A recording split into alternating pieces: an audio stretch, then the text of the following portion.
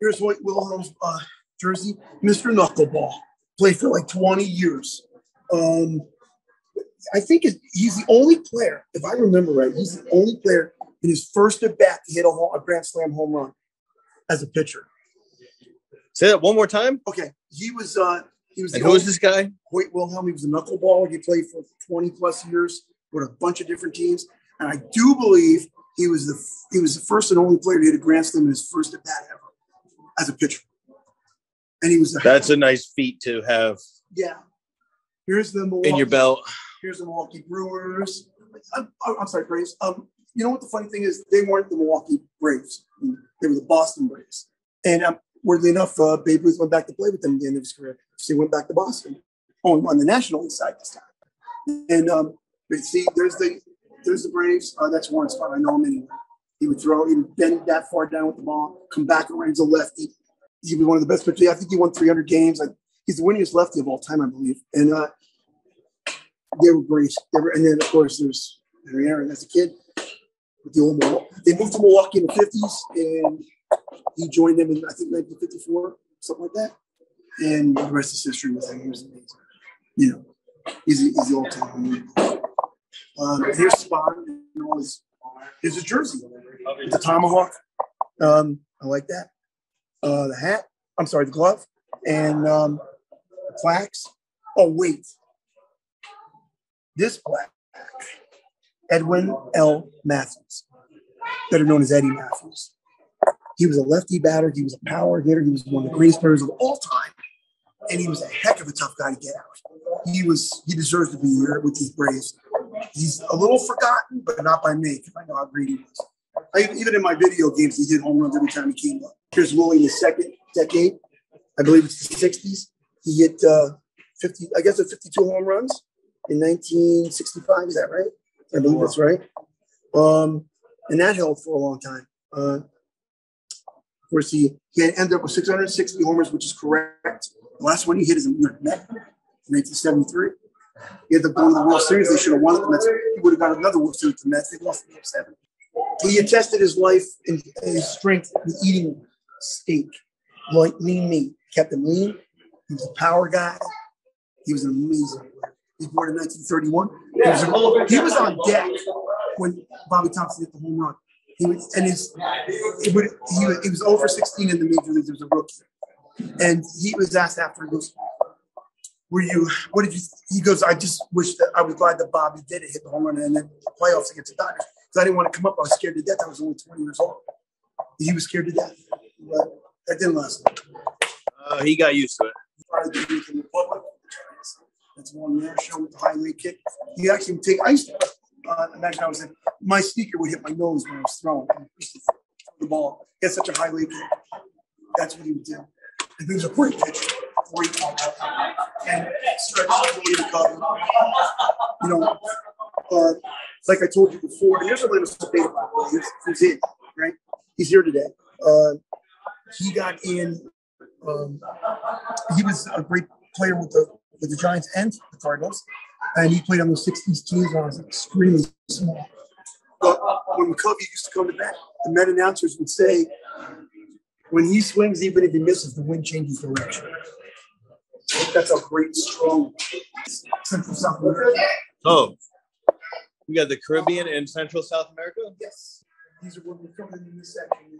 We're going to Mexico as well. We're going to go in, and we're going to see some of those players right here. And because it's in Spanish, I cannot read it. But this is actually Tony O'Leary. I know, because he was an amazing Minnesota Twin.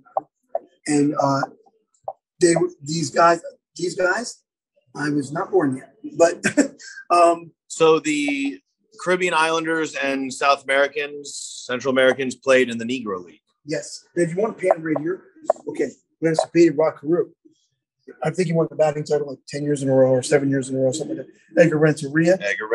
Who got the base hit in 97 to end the World Series. K-Rod, who was a great closer for the Angels. MacLeod, Adonis, I loved him. White Sox, Yankee Killer, and Tony Perez, who was a superstar on the Reds in the 70s. He hit the home run in 1967 to win the All-Star. I think in Los Angeles. And you got Duque, And we have the Spanish Johnny's uniforms. El Duque. That was a big deal when he came over. It was a big deal. He was great. You know what he said when he was a Yankee? Oh, wait a minute. He has a brother, too, right? So this might have been his brother, actually. But when El Duque pitched with the Yankees, you know what he said when he won all those games every year? That's Levon. Levon, there you go. That's Levon. He said, right, I never forget this. They asked him during the playoffs, does this scare you, like playing the playoffs? No, I was on a raft. Paddling for my life. I have to, but I'm not afraid. After this, nothing matters. And he was right. He was not afraid. He did have a drinking problem, but he was an amazing pitcher. And there was a player on the Orioles called Tiffany Martinez, ex-Yankee. And so I remember somebody saying once they should call him Tiffany because he was drinking too much. But he was a great player. He really was. And of course, there's Fernando. Matter of fact, that picture was when he played against the Mets. The Mets cameras, the ones you noticed at the Shea Stadium, that if he lift his eyes and never looked at the plate, and he never stopped throwing strikes. He was a machine. Makes sense. Don't look at the plate. Strike. Right. It's all motion. It's all mental. What you learn how to do. And then, of course, there he is. I mean, his last hit ever was against John Matlack. It was 3,000 hits. It was a double in Pittsburgh in the last game of the year. The next year, he wouldn't live. He died in an airplane crash. But I remember him. I remember going to see him. You know what he would do? He would throw like in before the game started. He would show his arm, and he would go to like the right field wall and just go and throw strikes, and the catcher would go, and it would go right in his hand. I mean, he wouldn't even look.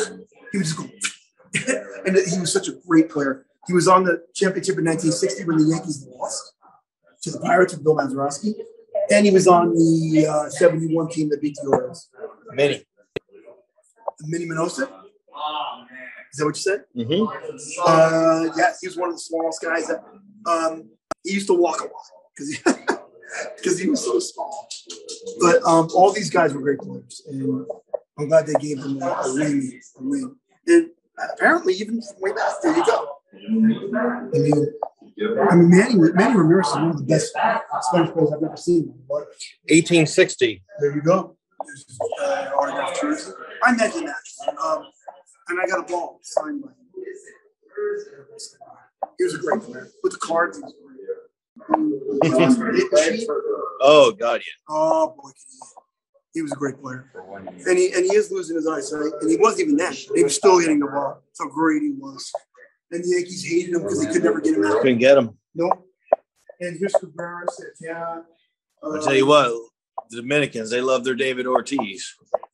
Well, they love him. Yeah, and they love their baseball too. Yeah, they do. They love their baseball. And who was the shortstop for the Sox in?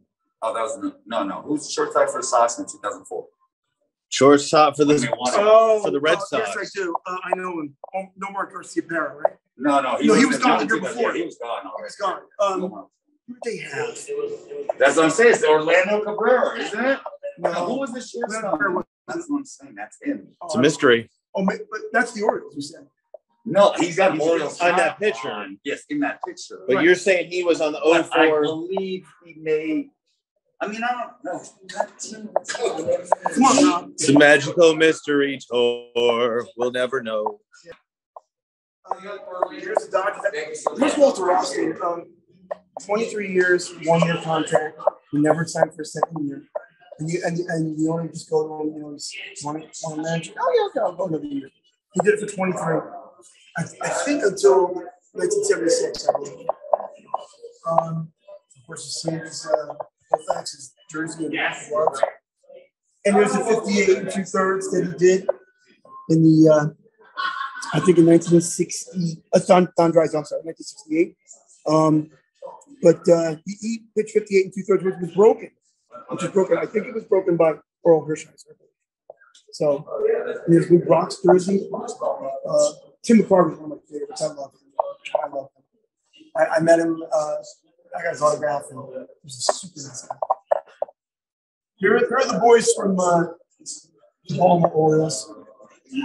Jim Palmer, I think 1 year he had like.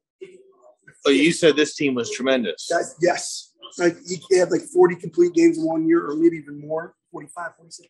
And there's Brooks Robinson, a great hitter, one of the best fielders of all time, third baseman. And I think he won 16 in a row, or 17, something like that. But he was a great hitter too. And that team was great. They did everything. But they lost 2 out of 3. And my brother still thinks it's the manager's fault. And there's all right. What might have been. Yes. If there's ever a saying that is so true across all of sports, what might have been? Well, we got to give a shout out to the mascot. Bob, how long has this mascot been around? How long has this mascot been around? The mascot came around in the late 70s. That's Ted Giannoulis in the San Diego Chicken. He was like a promo guy, and he became the most lovable mascot out there. Between him and the Philly Fanatic, they're the 2 best. Can we give an honorable mention to the Rally Monkey? Technically not a mascot, but a figure. Figure. They rallied around it. And here's the great Tom Seaver. It was pop art in use. Tom is Tom. Voted the best pitcher of our generation, and he definitely was. Because I knew that when I was 5. Because the Mets weren't great, but this guy was. He was amazing. He was an amazing Met for real. There's Marvin Miller that got in today, right? And there's Willie Stargell, and the Oakland A's without their elephant. So, Bob, we're about 35 minutes away from the plaque dedication. Right. Probably want to make our way to find a good spot soon. I had these baseball cards. I had the Hunter and the Raleigh, the whole. And that's so. If you have these cards, how much are they worth? Oh, quite a lot. I have a Nolan Ryan from 1970. I have like 3 of them in pretty good condition. They're over $5,000 each. So maybe 3 or 4. I think baseball cards are going back up in value. They are in the collectible sphere. And you see the Dolphs have 72, 3, and 4 on it. Those are the 3 years the Oakland A's won, and that was the first year Oakland won since I want to say what year was it? The 30s, somewhere in the 30s. So early 30s, 31 maybe, 1930s. Be nice to have one of those new in the box, right? And here's Clemente's back, Burroughs. That's his last hit. Clemente, and there you go. September 30th, 1972, they played the Mets. He got a double. I watched the game that night off of John Matlack. I still remember it. New Year's Eve plane crash. Yes, brutal. yes. He was flying out with relief supplies to Nicaraguan earthquake victims. Yes, they had an earthquake. Yep. Brutal. Yep. And here's the old baseball cards, which I love. Yeah, I have a lot of these at home. I had them for years. I had to see the bat with Clemente. Mm-hmm. I had that one. And Gene Klein's, I had that one. We used to get Topps baseball cards, and that's what they are. It's pretty amazing. They got the Indian uniforms. There's Luke Vanilla. That's Tommy John pitched for the Yeah, this should have been interference, and he cheated. He cheated right here. There was definitely interference. He sticks his hip and it goes like that. You watch it a second. You watch the ball, and they gave it to the Yankees. They gave him the call. Steve Garvey's losing his mind. Associated with some disorder. It did hit Reggie. Watch him. That's Bill Russell. Watch him. Stick that hip. There you go. Yeah.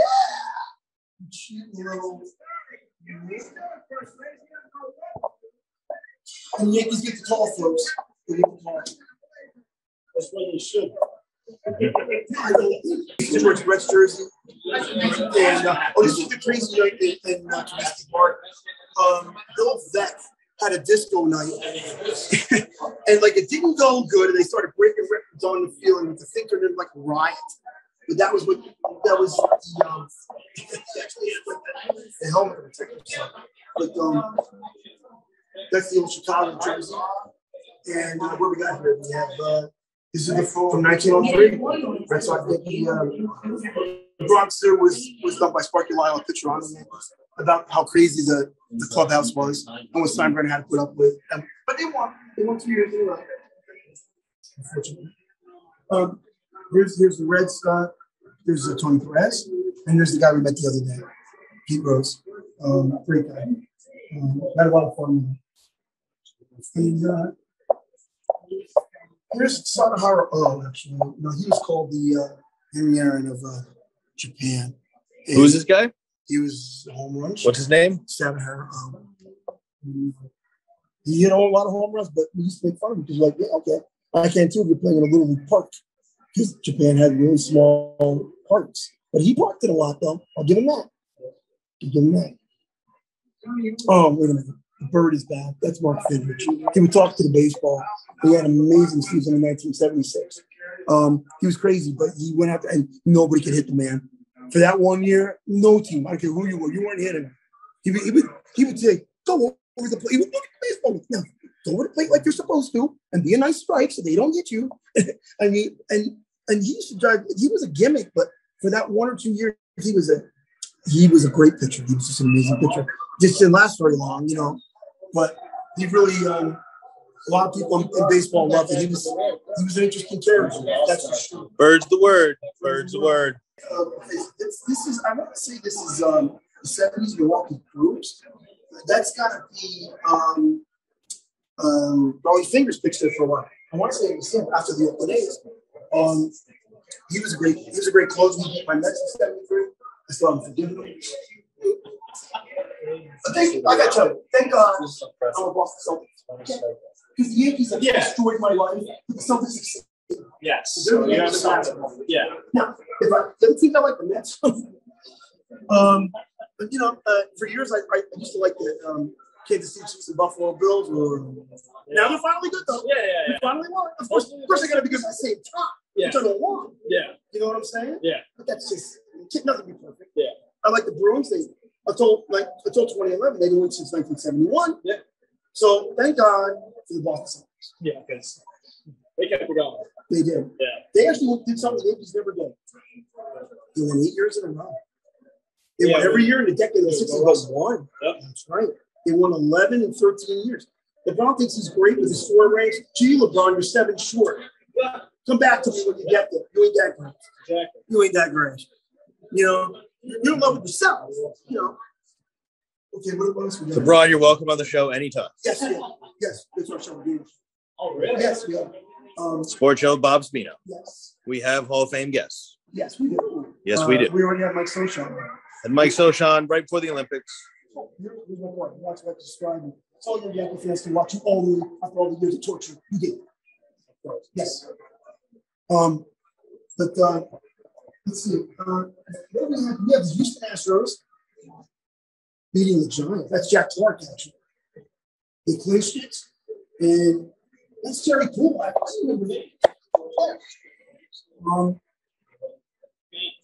don't know exactly what year was that. I don't know. I think maybe Nolan Ryan. Are you Bob Spino? Yes. Bob Spino. Holy fucking shit. That's right. On the air, but okay. That's okay. It's not for kids. I used to play basketball at Gardner Field back in the day. And you gave me a ticket to the next game, or the backstage pass where I got to beat out without a Of course. This is normal. This is par for the course for Bob. Yeah, yeah. I'm Joe Burrow. They usually call me Joe Jordan because I was usually wearing Joe Jordan. Right. Like shirt. Right. You know what? I've been looking at you for like that. So you're talking about like 40 years ago?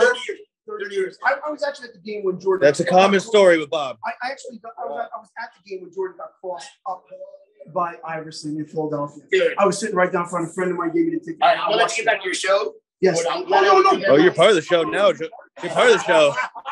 Yes. I generally avoid the faces of the guests. It's his show now. It's not So mine. first of all, this guy, you wouldn't know it by looking at him, but this guy had the best shot ever. I've been saying that on the show. People got to know that Bob Spino is one of the greatest shooters of all time.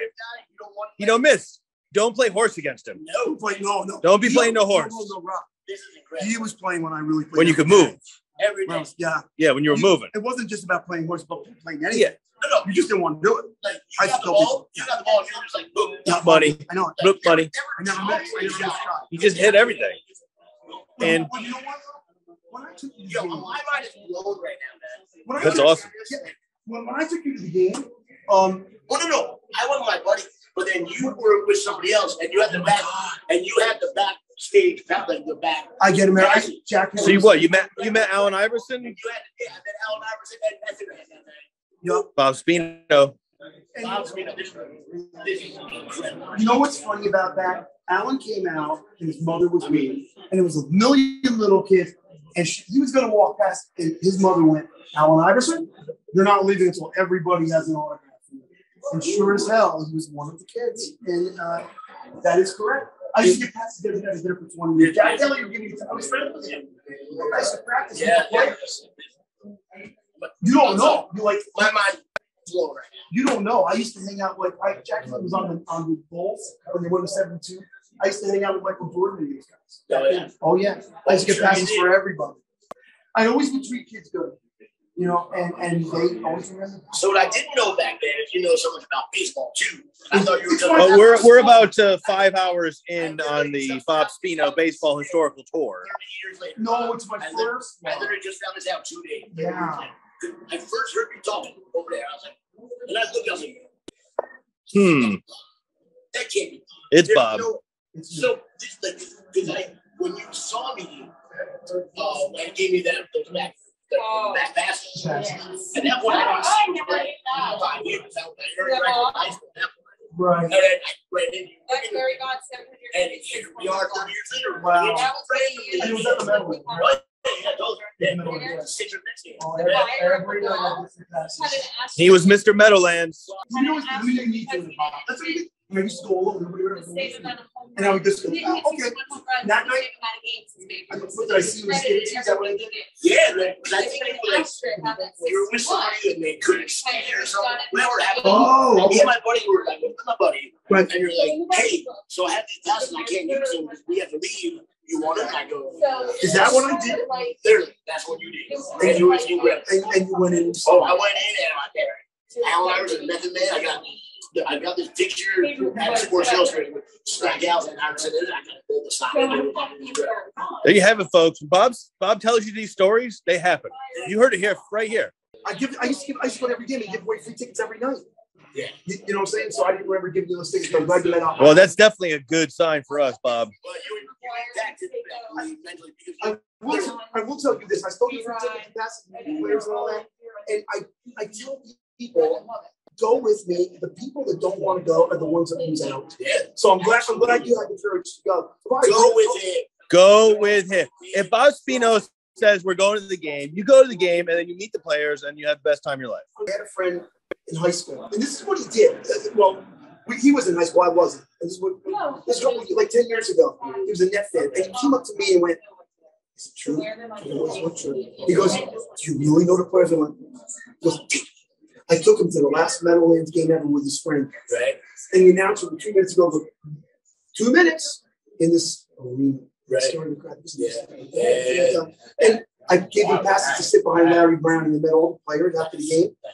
And then I couldn't get rid of Dave, my friend Dave. Now he's my friend. We've been friends for more than 10 years. And I told him one night, I brought him over and I go, Dave, I said, people that believe.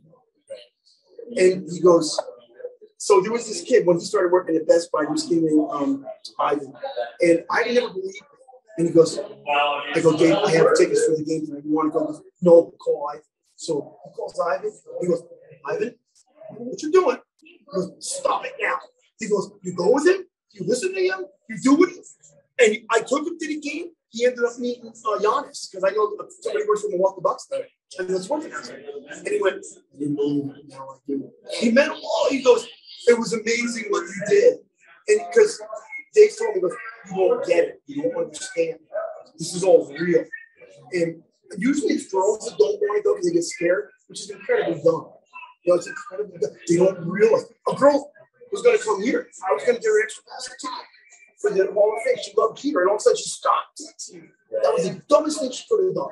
Well, I got to give you a compliment because you obviously didn't eat too much in 30 years because I pretty much recognize around with that. Translation, I was old then too.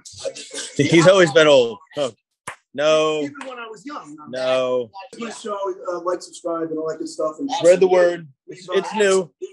But we've already had some superstar guests. So I live in Burlington, Vermont. What's your name? Oh, you're not far from me. You live in Vermont. I live in Vermont. I've been there. I live right across the border.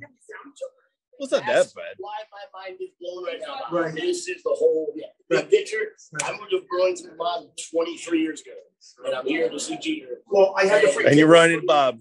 I had the free tickets. We got them from the last president of Cougars that I know of. He gave me the free tickets to see the induction. Yeah, you know that. No, that's not true. Taylor's all this stuff. Like, He knows a lot of people. He knows who he needs to know when it comes to world sports. but no. Take care of yourself. Thank you for remembering. Yeah, dude. Hey, and thanks for the shout out, man. Absolutely. Now back to our show. You know, that was amazing. Huh?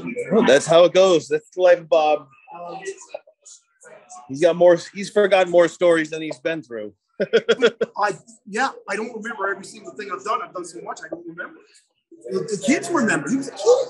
I gave him an extra pass, and I used to love to